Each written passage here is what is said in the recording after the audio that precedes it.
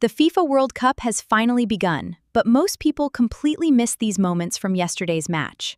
And this story is so epic that you probably won't believe it. Even before the match started, Mexican fans the stadium into a massive celebration. As soon as the players walked onto the thousands of fans threw their traditional sombrero hats into the air. The entire stadium was filled with colorful hats, and it was Genuilium hosting this match, is one of the most iconic venues in football history. This is the very stadium where Pelé won the World Cup. It's also where Diego Maradona lifted the World Cup. Both of those iconic photos were taken here. And that's not all. The famous Hand of God happened in this stadium. The legendary Goal of the Century happened in this stadium. Even football history's iconic Game of the Century was played here. So the World Cup's opening match began at a place where some of football's greatest stories were written. But the biggest story yesterday wasn't the stadium, it was one player on the pitch. One Mexican striker scored.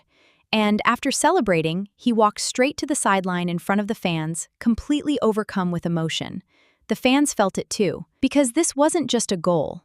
It was his first ever World Cup goal, coming in his fourth World Cup appearance. Back in 2020, he went through one of the toughest chapters of his career, one that left many people doubting his future in the game. But now, on that stage, he scored with a header, the goal he'd waited his whole career for. Sombreros were flying through the air, the stadium was reminding everyone of its incredible history.